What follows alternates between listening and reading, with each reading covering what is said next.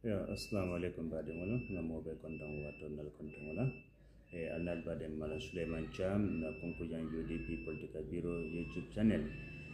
momo be follow kan sen like ya subscribe ya share bi alhamdulillah ngamin sadare wala mon na right party leader right honorable Ousainou Darboe na party leader United Democratic Party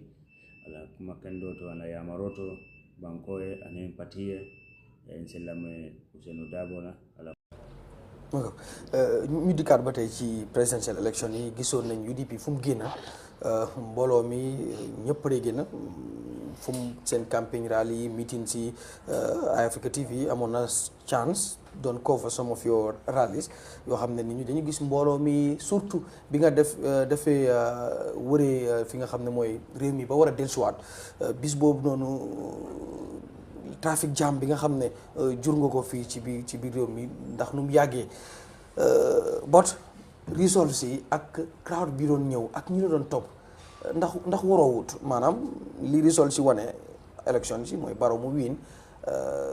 ak tamit boo doon génn nu mu daal mel even sa last meeting bi nga xam ne am nga ko bi ko doon gars yi dañ doon compare ñun dañ lay gis social media bi ñu dee compare crowd bi nga xam ne moom la UDP pull out ak bu NPP sometimes ñu bari am na ñu doon def prediction waxuma comme official prediction yi yoo xam ne am nañu ko def but nit ñi si ñu ne lu ma gis ni moom UDP election yi jeex na so ndax results si ak crowd bi amuloo si ndax waroowut maanaam wuti amut si well certainly the results was not what we expected loolu waaye nag ma toogee the following day ma xalaat ma ne waaw déggoon nañ Ibrahima Silla di waa Peter Gomez ne ñun xam nañ liñ def so élection bi nañ ko bind ba mu joxe figo mu ne xam nañ liñ def so xam nañ liñ def it's not loo xam ne is normal xam nañ luñ def ci presidential election si 3 months later almost ñu nekk ci National Assembly election si seen elected members si with our own elected members almost nekk. waaw am na ñoom li ñuy wax mooy presidential election and national assembly. waaw diggante bi su fekkee nit yi dañ reject UDP te because doo mën a accept a UDP lu fi ne legislators nga ne da nga reject UDP the head of the executive. Because legislators, they should be working with the executive. And then just the popular votes. Then come the local government elections. So, lean the phone, then just Lulu, then well, we believe that Lil Defon, we made sure that did not happen, and that is not going to happen in the 2026 presidential election.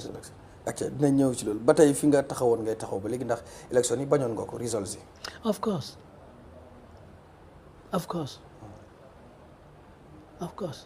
waaye nag xam nga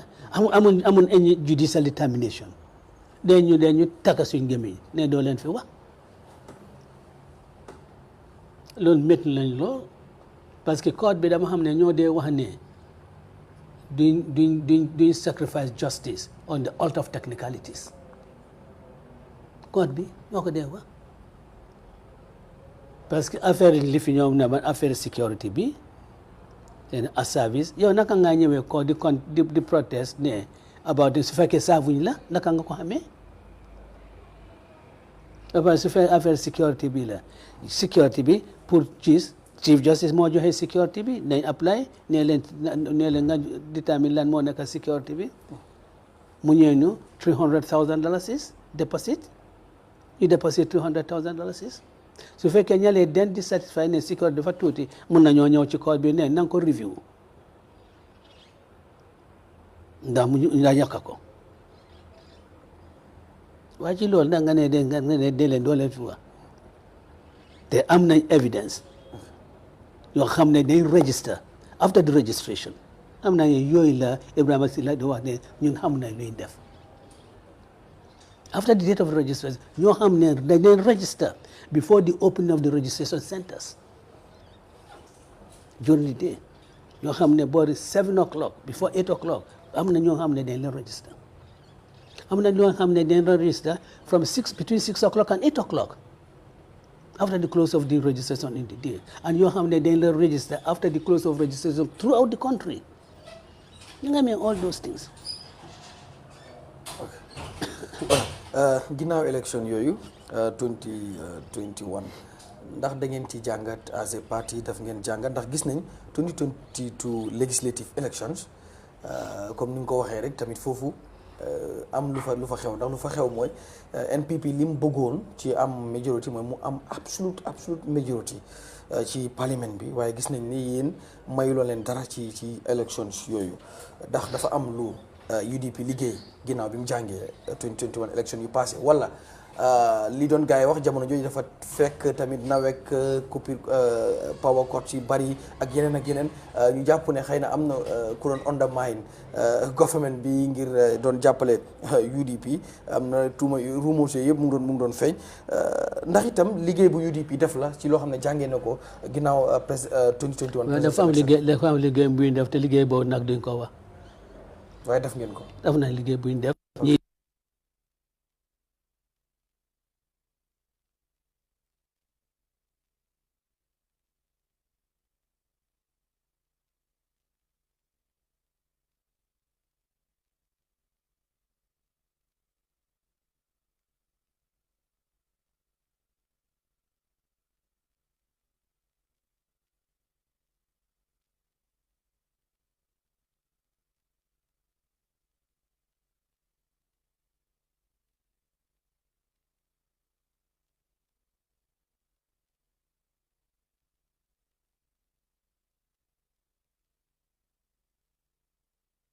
so 2023 ñu samp li nga xam ne mooy local government commission 2023 boobu ñu ngi doon waajal mayoral election yi daanaka li ci desoon pour ñu dem ci mayoral election yi sax bariwul woon noonu coow li tamit bariwaat ñuy wax ne galgal la boo xam ne dañ ko bëgg a teg chairman seeg mayo yi ndax jàpp nañ ne ñu ci bari jamono jooju UDP lañ bokkoon te gisoon nañ government bi tamit président Barrow ci campagne bi sax muy mayoral campagne yi gis nañ KMC lu mu fa waxoon ci rek nu mu bëggee barab boobu ak fi nga xam ne mooy West Coast Region ba ci Banjul biñ taxawalee commission ba yow ban gis-gis nga si am ndax nit ñi nag wutee nañ ci gis-gis am na ñu ne political witch hunt la am na ñoo xam tur boobu la ñu nekk di liggéey am na ñu waxoon ne lu ñu waroon a def la long overdue ndax tamit corruption nekkul ci central government bi kese lañ ko war a xeexee waaye dañ ko war a xeexee tamit ci local government commission council yi sorry honorable yow ban gis-gis nga am ci biñ setobee that commission. waaw mbug ma ko jox benn description witch hunt waaye nag as a lawyer maybe some of the things that happen, it doesn't appear to be a fact-finding. Okay.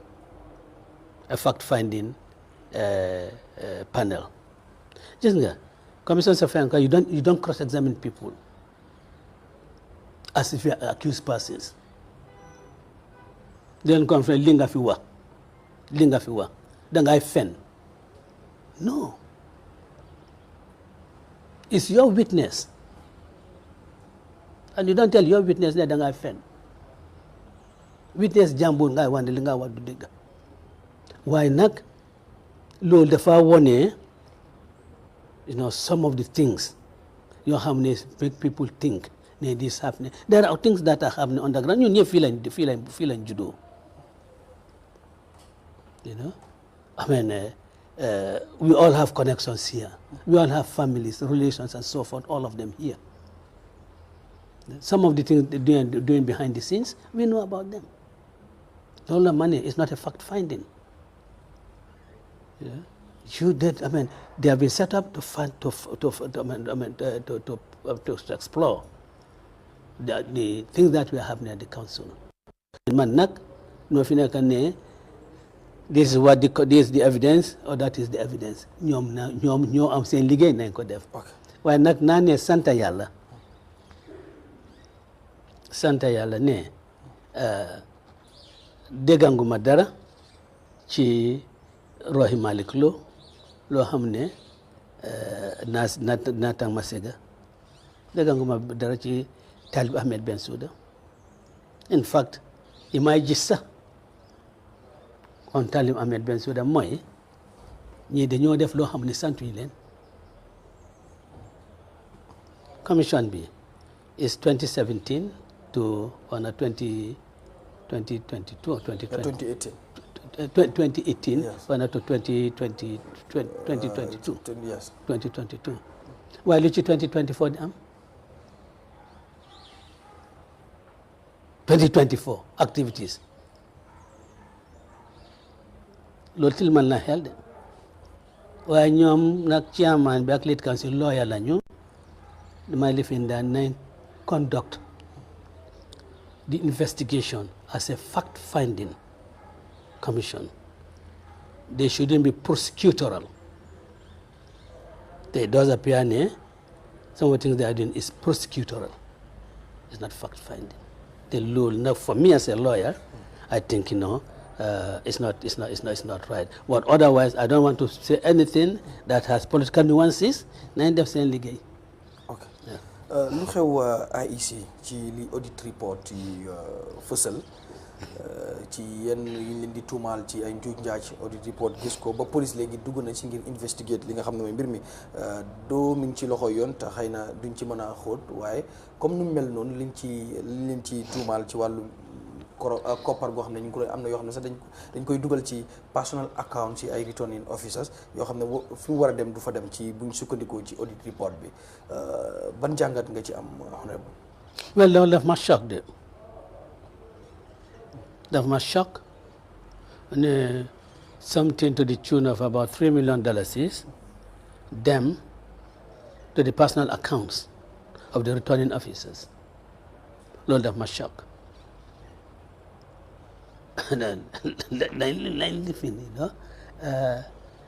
Time being the fair xaalis boobu into those personal accounts if any one of those returning officers dies or had died dañoo foog ne lii alelam la so ñu ko war a doona dañ ko claim you distribute among the people because ci personal account am la nekk and really I have said I don't want to make any comments on this. My advisors, we are working on it, and at the appropriate time we'll make our statement. But why not def ma shock lool. I'm sure lii su fekkee woon ne ñu ne la mbalit project bi collect nañu li fi na ñaata collect nañu let's say 6 million def nañ 3 million ci personal account Talib Bensouda yëpp adduna bi yëpp ay na asamaan bi na daanu. All right. ñu ñëw ci 2024 draft constitution bi nga xam ne am na ñu koy woowee Barrow's Papers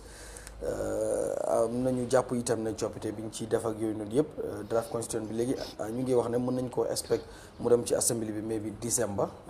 pour ñu mu àgg foofu noonu waaye coow li bëri na ci ministre bi ñu ko gazetté on the 15th of August ñu génne ko public li nga xam ne mooy soft copy bi si Ministry of Information seen website bi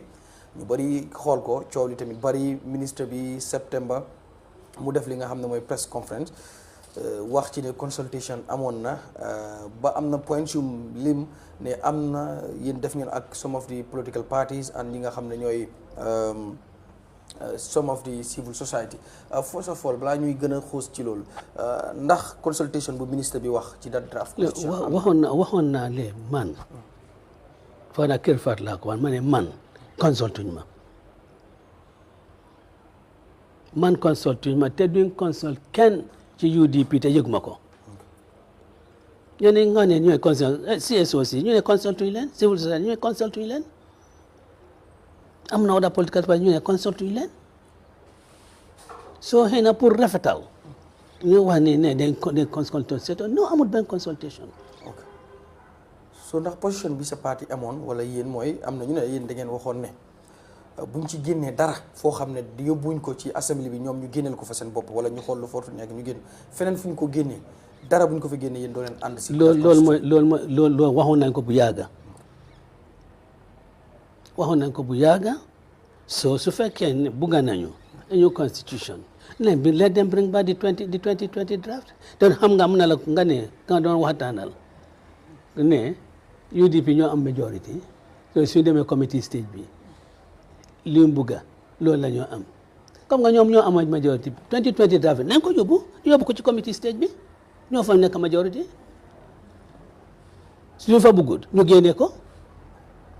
waaye dis bar in fact am na ñuy dafa ne Dawda Jallow ma lii du Dawda Jallow lii Barrow la li Barrow bugga loolu la li Barrow constitution la we are not accepting it su fekkee ñëw na National Assembly nga xam ne niw lañ fa ici as they say dead on arrival we are not going to vote we are going to vote against it we have said that clear comme nga ñoom ñu ne UDP moo nekkoon in majority the 2020 draft suñ ko yóbboon to committee stage then nañ ko pass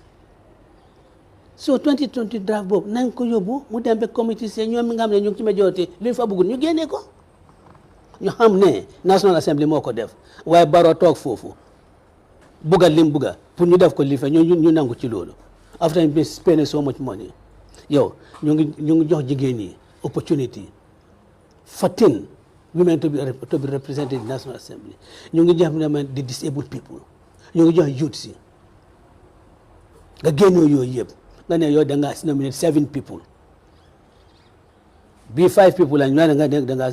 loolu fa caaxaan boobu when people are trying to do away with the idea of nominated representation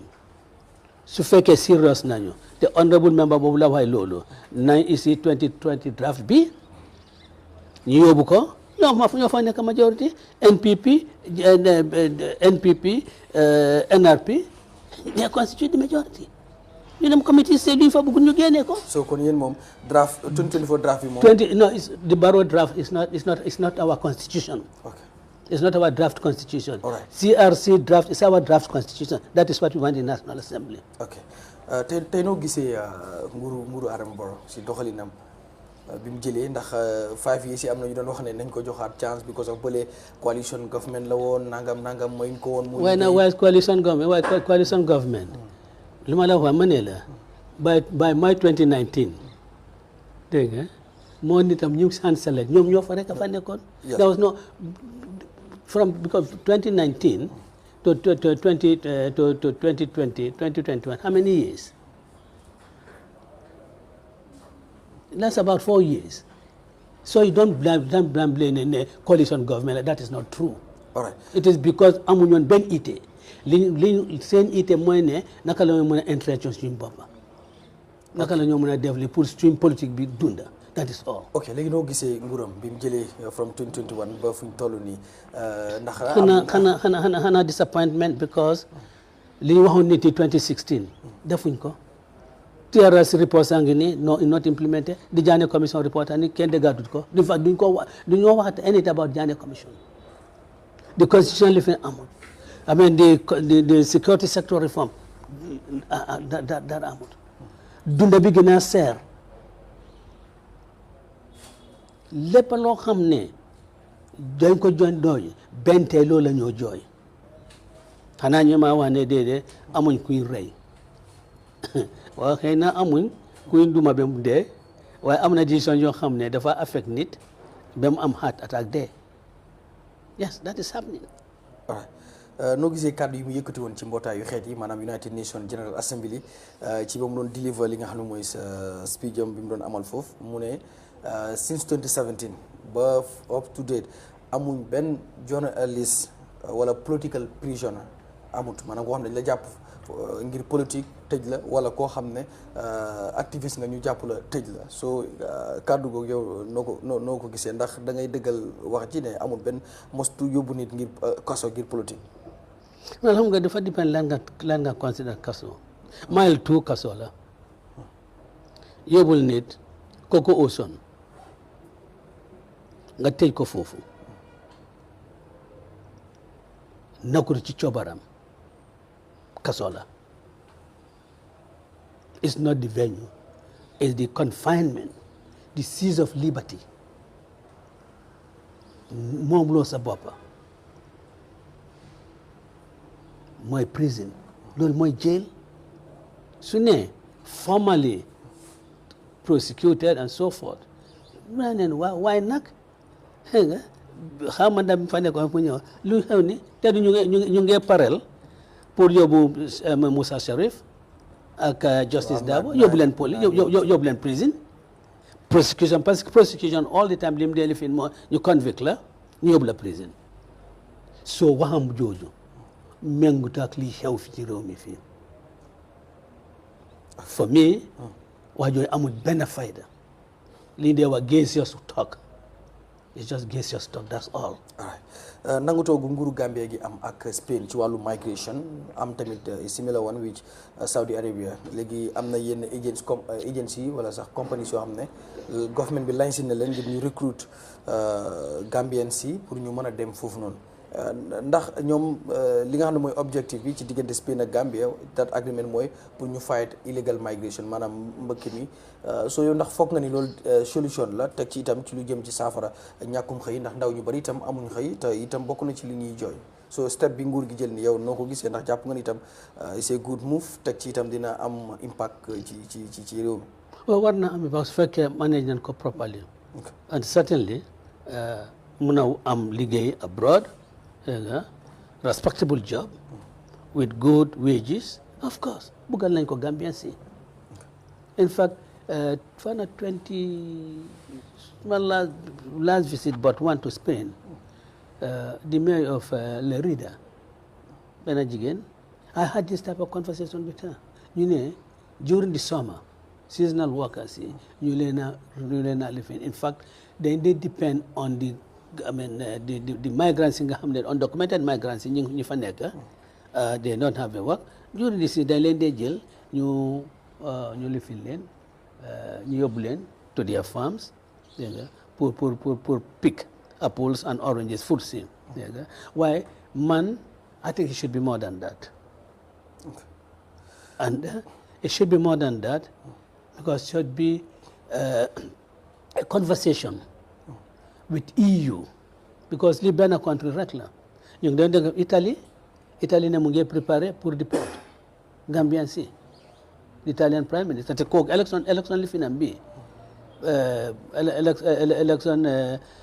manifesto bi li mu doon li fi mooy su li fi su toogee dafa deport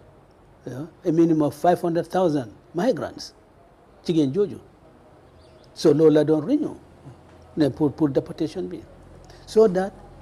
it should not be that seasonal living with Spain after the summer season ñu ngi xam ne dem nañ foofu what is going to happen to them dañoo ñëpp si ndax lan da dañ faa des di nga a readum agreement bi so I think maybe these are some of the things nga xam ne dañ ko why for me it should be more than that dañ war a ubbi a serious discussion with the European Union so that swing Gambian migrants wherever they are in Europe they can be covered ki nga xam ne really is a criminal I mean ñu ngi ko téye because involved in violence or the trade in drugs ñu arrest la yóbbu la àtte la ci yoon ñu deport la you can hardly say anything about that waaye am na ñoo xam ne they are law abiding ñi nga xam ne mën nañoo contribute to the economy of the European countries fu ñu dëkk ñooñu accommodate them open up a conference pour ñu accommodate leen so that in fact ñi nga xam ne bëgg nañoo jànga nga jox leen opportunity to go to universities foofu yeneen ni skills training and then what to say foofu they'll contribute to the economy of your country. You make them some conversation yooyu dañ ko war a door. ok laata ñuy ñëw ci UDP wala jeexale foofu noonu sax dama bëgg itam yow wax nga ko léegi mooy président bi mu ngi dem koor wala suuna ay ñaari journaliste muy journaliste yu Voice newspaper yi ku ci mel ni Sirif Moussa ak Justice Darboe ci benn publication boo xam ne def nañ ko ci moom ci wax ne def mu ngi plan wala am na ku ko wuutu ba mu tudd si kenn mu ngi dem ak ñoom kon tey am na ñoo xam ne dem dañ ne président bi mënoon naa jaay doole ñii rek yóbbu leen teg leen benn place ni ki ni ñu ko doon gisee feneen wala ku mu fi wuutu seen mu ko daan defee wala waaye mu dem ak ñoom comme civil case ñu bari ne loolu tamit dañ ko war a comment si loolu yow nan ngay jàngatee loolu te gis naa bi nga jógee si sa dat too dinañ ci ñëw sax am na kàddu yooyu yëkkanti woon di support li nga xam ne mooy yooyu journaliste tey yow code bi start na Sidi Ndiaye testify na di wax lan la dat publication jur ci biir NPP mu ngi wax ne jur dafa disunity ak confusion ci yu bare bare ci li nga xam ne mooy boobu publication. Well anyway xam nga mu ngi ci court bu ma cee comment because it's already in court bu ma comment on the testimony of Sidi Ndiaye parce que sernde la ko war a wee mooy magistrate bi o judge bi so loolu mun ma cee wax lu bari waaye nag doy na waar ndax man su ma lifin on a political platform UDP platform wax loo xam ne dafa isi disunity within NPP or within another political party loolu tax war naa tax ñu yóbbu ma ko te suma liggéey mooy tas NPP disunity waaye disunity bi how well anyway li ma lifi no because that is assessing the evidence of Sidi Ndiaye so duma ci wax dara daal ak li nga xam ne daf ko suu civil case well ok xëy na man su xëy na su fekkee man maa nekkoon président dama doon suu pour loolu de déformation pour ne déformation loo xam ne Afrique yëpp loolu lañ dee wax o adduna bi loolu lañ practice su nekkul sax ci suñu loi yi two term limit su nekkul sax ci suñu loi yi ñu ne good practice suy ne yow loolu nga bëgg a implement loolu dafa yàq sa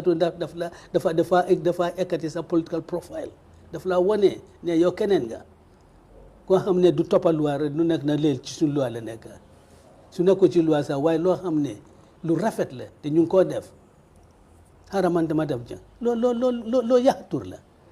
man xam nga ndax déformation léegi dafa am beneen définition de su fekkee xëy na mën a beneen définition. njiitu réew bi yëkkati woon na ay kàddu ci benn political rally bu mu doon amal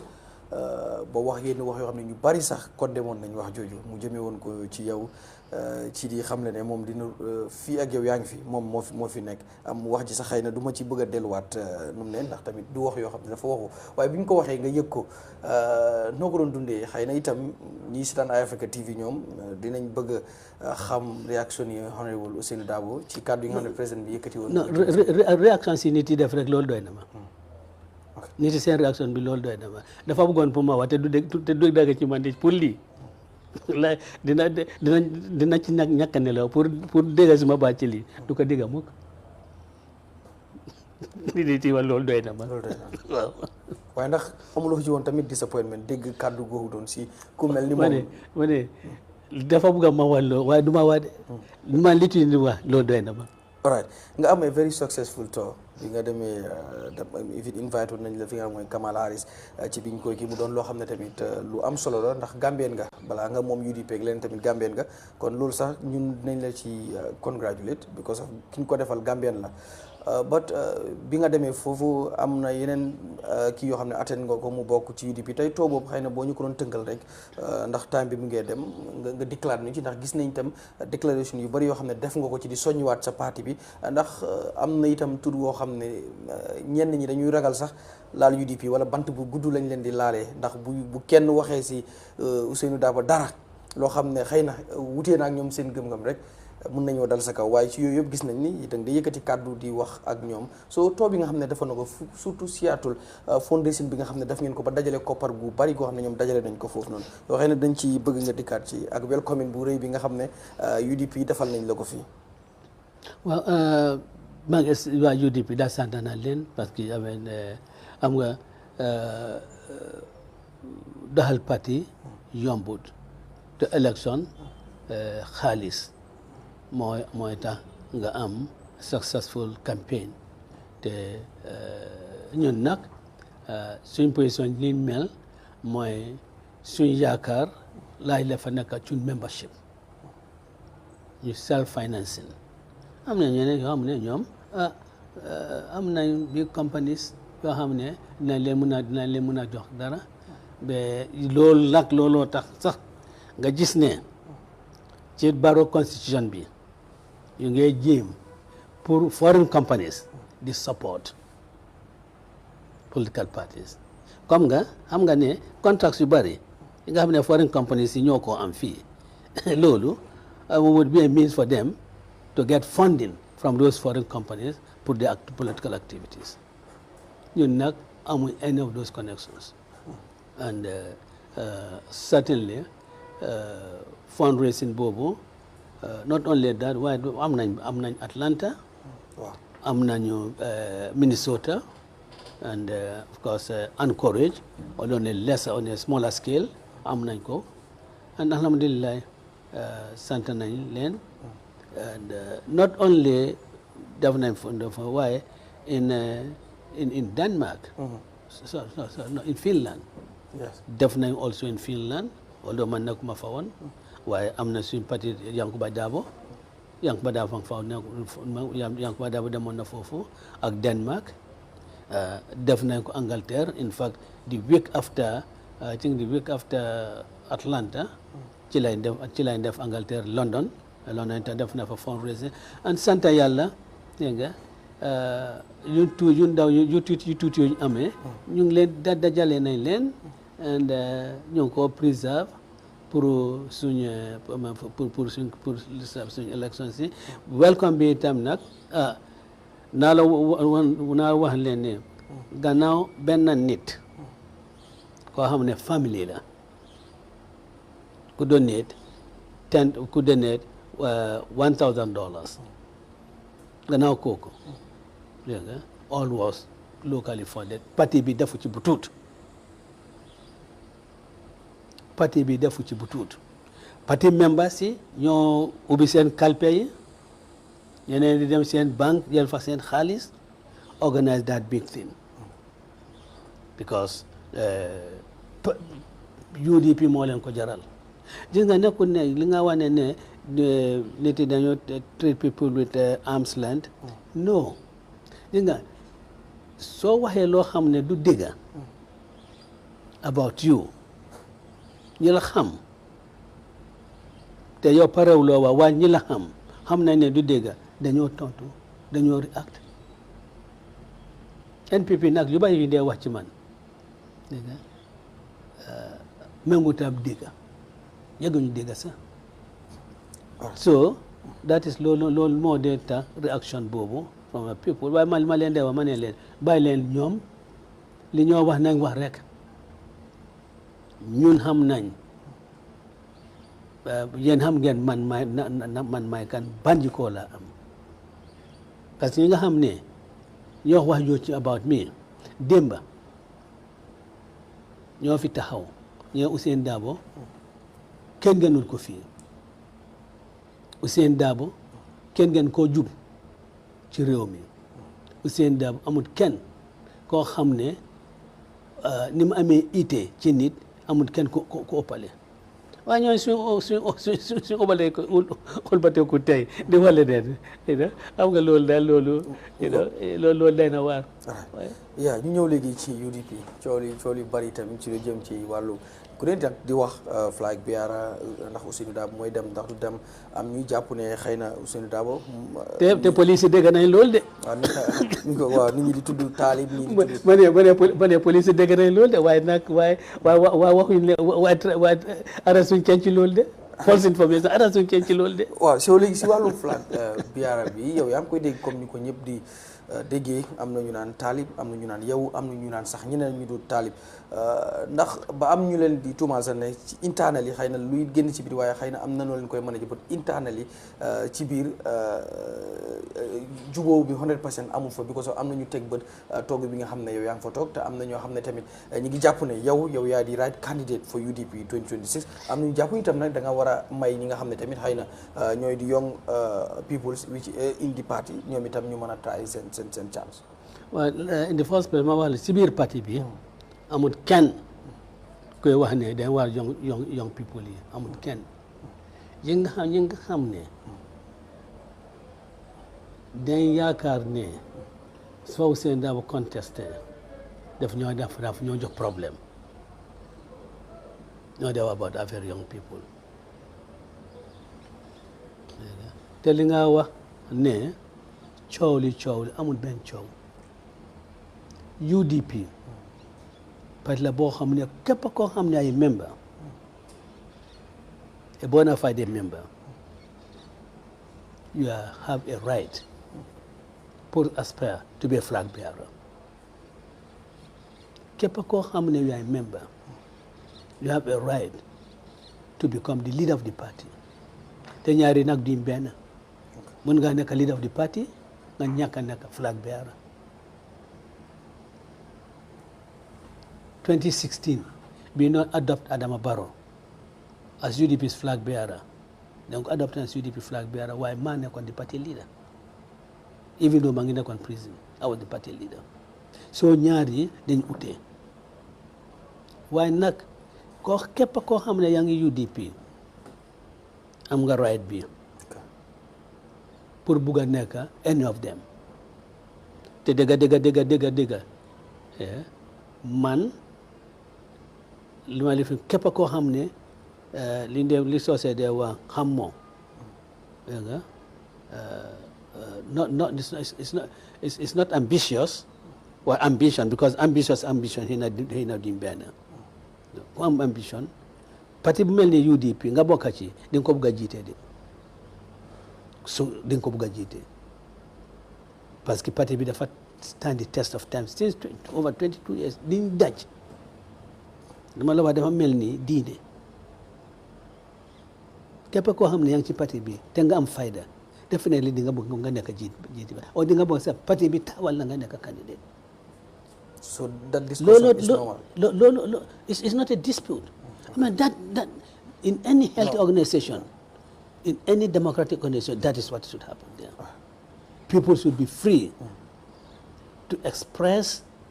their desires. Man lila buganeka. Become area council chairmanship. I think 417 applicants like them. 17. Then you have UDP like. And that is what we believe should happen. Ñun, we don't believe ne somebody naka in the party. You don't have to even to be a member of the executive. Okay. You don't even have to be a member of the executive. Well, I would bet,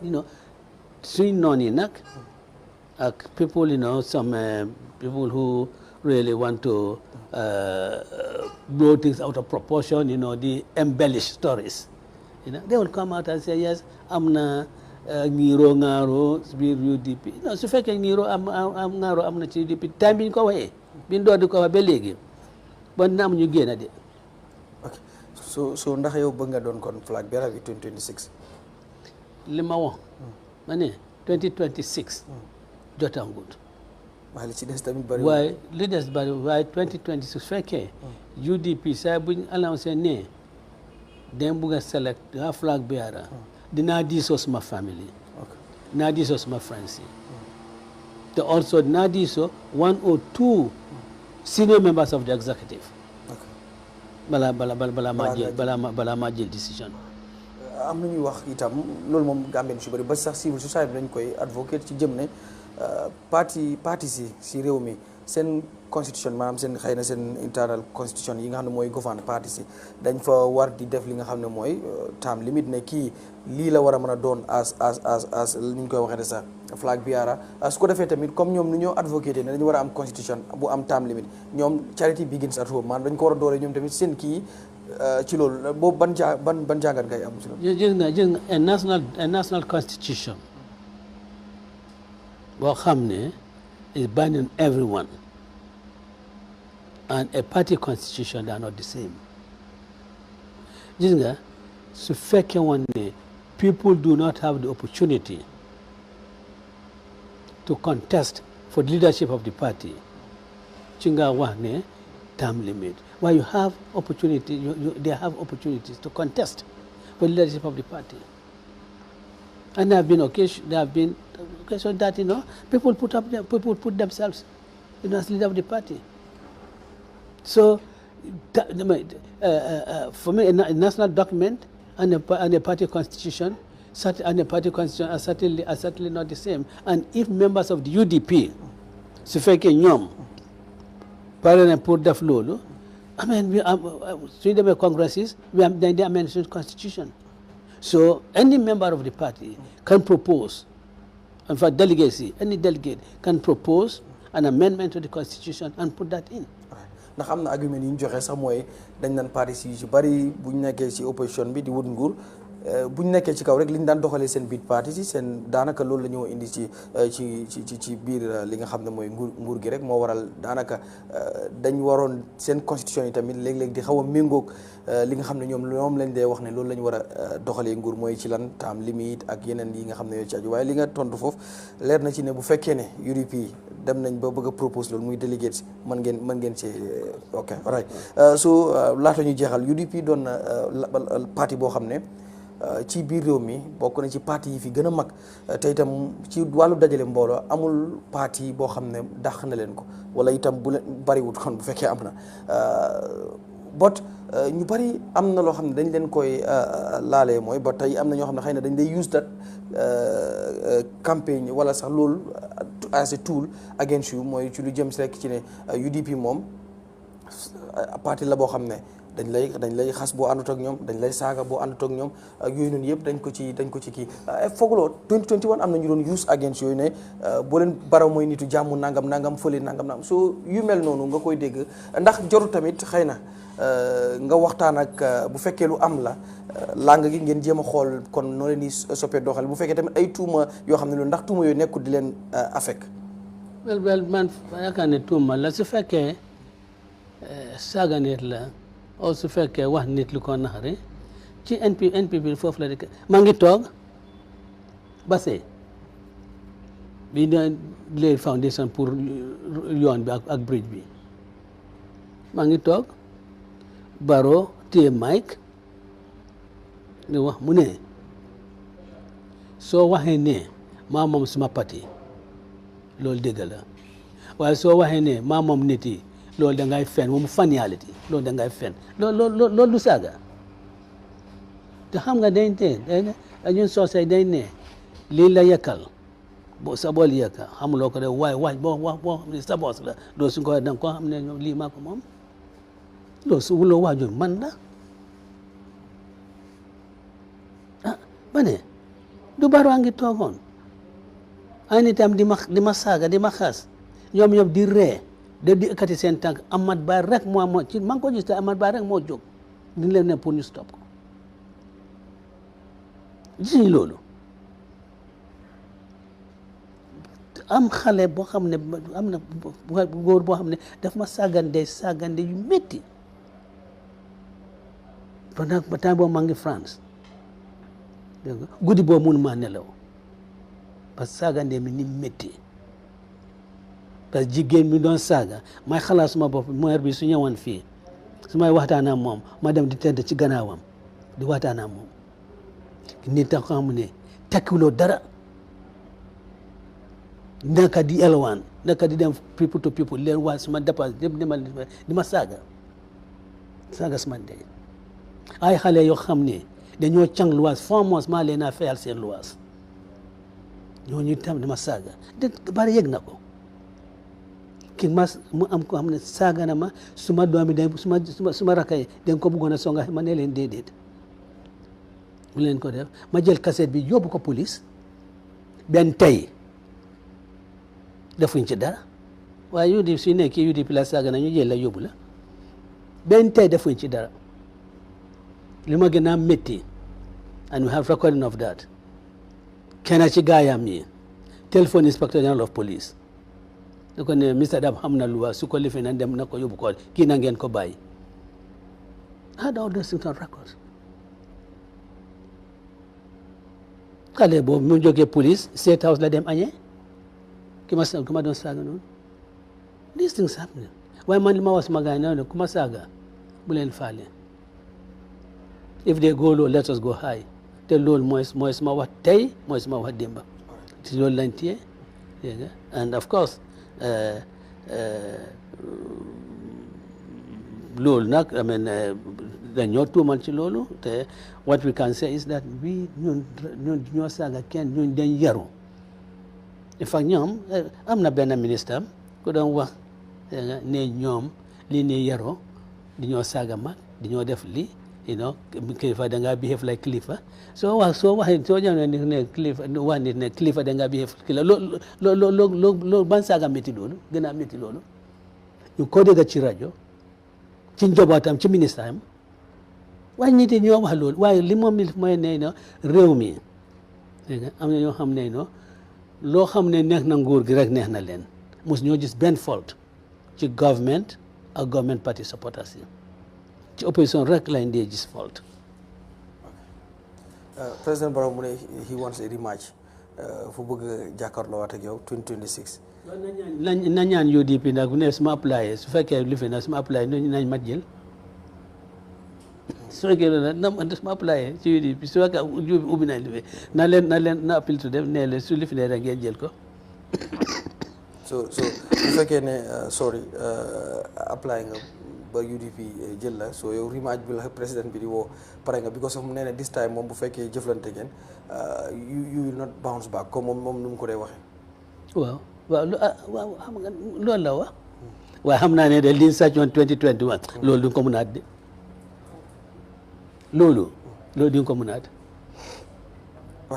lan la nguuru UDP mën a indi wala soppi ci dundini Gambia maanaam nguur goo xam ne UDP moo fa nekk ndax amoon na ñu doon wax ne waaw boo xoolee si nguuru Adama Barrow gi 2017 ba 2018 UDP ñoo fa ëppoon doo ñoo nekkoon government waaye bëri woon nañ fa so am na ñuy wax ne mos nañ ba pare so léegi lan la UDP mën a indi lu bees indi first loolu lu benn dégg ne UDP moo baaroo ci government bi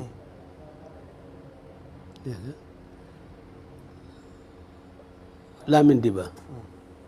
Ahmad Sane ak man ñoo nekkoon ci government bi just 3 people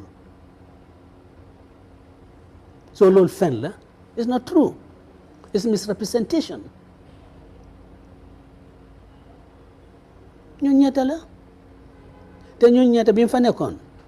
lu doon yóbbu réew mi ci kanam ci loolu rek lañ taxawoon xanaa ñun bi ñu fa nekkoon bi ñu jógeen process lan la Adama Barrow lan la wax mu ne maa ngi gërëm suma ministres yi yëpp ci liggéey bi ñu def pour ñu mun a dem Brussels am di success waaye nag maa ngi cee gërëm suma foreign minister Ousainou Darboe ak suma finance minister Amadou Sane so loolu wane na ne lu lañ fa daan def lu yóbbu réew mi ci kanam loolu rek la ñoo def te ñun li ngóom mooy lépp looy def dafa war a nekk xam ne dafa impact positively on the lives of people gis nga diggante 2016 in fact 2018 bi ñëwee into government ñun suñ fa nekkoon li ñu doon coob wasteful expenditure loolu dañ koo jël dugal ko ci productive sector de invest ko ci agriculture parce que li war a gën a important pour ñun biir nit yi ñu toppatoo loolu seen dund bi ñu toppatoo ko te loolu naka lañ ko mën a def mooy yaatal bee bi not only yaatal ko waaye mu am jumtuwaay pour béykat yi mën a béy te xam nga fii suñu wax affaire yi food security maalo rek lañ dee xalaat waaw war nañoo xalaat dugub façon dugub bu nekk muy basi muy kinti muy suuna yooyu yëpp dañ leen war xalaat mboqa ñebe yii yëpp war nañ koo xalaat pour suñ dunda bi mun a gën a yomba ma Amadou Sané dañ bàyyi Bruxelles ñu dem Paris overnight dañ jël train dem foofu overnight pour lem lijjante fa dara I think it was 50 million euro and then within a space of 3 and 5 hours lañ ko lijjante dafay pour agriculture xaalis boobu nag ñoo xamuñ fan lañ ko dugal xëy na loolu suñ ko defee ni nga ko waroon a def léegi na we'll be benefiting from it so that is one important thing that we'll do li nga li ma dee wax all the time affaire health te nit foog ne waxi politique la not Bank Region ates ma ne not Bank Region is from Barra ba Passamas not NBR amul benn hospital foofu boo xam ne is a you can call it a referral hospital dëgg la ñu ngi ubbi ay hospitals loolu li ne ay hospitals waaye man dama foog ne suñ jëlee place like Essew ñu jël fa seen health center boobu transform ko equip all the necessary facilities for a referral hospital. You put specialists, consultants. That will take care of a problem. Ngadem Kauri tam do the same thing there. Then ngadem Karantaba. Then ngadem Wuli. Wuli we are here 3 times a day. We are here about Yorobawal. Join those places some priorities. And then you will be able to take care of them. Then these other, I wouldn't call them health outposts. Why you come, now for lower grades, you have a problem, you them to these main hospitals. Why not? That is not being done. So that swing health, swing biri, then you talk to biri Gambians. Send where gueram. Action education. Du gàcce pour ne WAEC dañu téye results yi because government bi fewut leen loolu du gàcce loolu moo war a am no but these are the things that we say we be giving priority to. time bi moo ñu xoj te am na ñaar wala ñetti mbir yoo xam ne bëgg naa ñu laal ci doog a jeexal bii tamit gis nga président bi xam nga mu doon def rally ba pare naa la may maybe opportunity nga wax Basse that river flood bi nga xam ne xew na fa ba mu ngi affect some business am naa bu ñoo jeexal ma may la nga maybe dina am message boo leen wax but biir Basse foofu président bi mu fa doon am rally parce que la waxee ne daal ñoom bu yeboo yéen opposition bi ngeen xaar lu yàgg ndax moom su paree sax si njaboot gi nekk si biir NPP la koy jox ndax ñu ngi ci liggéey boo xam ne buñ ci paree NPP dina fi yàgg lool sax. Well, okay. Well, let me read my name, the grandchildren and grandchildren. Yeah. Well, what do I want? Again, nit. Sawa. My one is a hell nakala tolo. Party. I want a man's magene, it's my dom. It's my seat. Waaye ñu nekk ci parti bi ñoo ñàkk a fayda man yow man ma tànn la nga taw yow waxuloo leneen nga wane suma doom suma seti mande a Taliban fi de Rohi Malik lu ang fi musma yes because waaye nag ñi nekk NPP ñoo ñàkk a fayda ak Amat Bah mi nga xam ne mu ngi ko tiyal Amat Bah sos na fi parti pour naka président nga support ko xam ne fa wax ne man naa lifin ba pare jox suma seet suma doon suma seetati mooy ne yow Amat Bah yow mi nga maa toppani dégg nga fit loo pour naka fi président enoon na la pour nga nekk fi président ana nga wax ne kay non man kay su ma fi génn su ma fi jógee ñi maa ñu ngi doon liggéey ñi nga xam ne jën ma jàppale dégg nga dinaa ci taana ci ñoon oo taana si biir parti bi waaye suma doom suma seet des na ci ñoom li soo soy dee wax ni kututee nii soofaata loolu war nañoo wax lan war nañoo xalaat leen kii xalaatul leneen waaye nag yaa jàmme façon waxi beew la fi waxoon de waaye jëgut ko de te Adama Barrow nag na moytu ay kàddu yi moo wax yi mu dee wax moo koo yaa moo koo yaa loo wax yow ci candidature bi ndax am na ñu ciy wax ne like morally moom wartu jéem a sax taxaw because of ci 2016 coalition bi ñoom bokkoon na ci diggéey ñu diggéey woon mooy 10 years rek I'm not going to be judgmental moom let him judge himself I leave him to his conscience man I'm not going to be judgmental about that ndax UDP pare na pour bokk ci any coalition ndax gis nañ 2016 moom li ci xew ndax UDP loolu dina tax mu wala pare nga pour bokkaat ci mus ñoo bañ benn coalition any coalition li fin pare na ñoo waxtaanee ko te dinañ try pour gis ne ñu am d'accord ma ok ci wàllu tàggat yaram la ñoo jeexale stadium bi ñëpp a ngi doon xóob bis ni ki tey muy Friday 15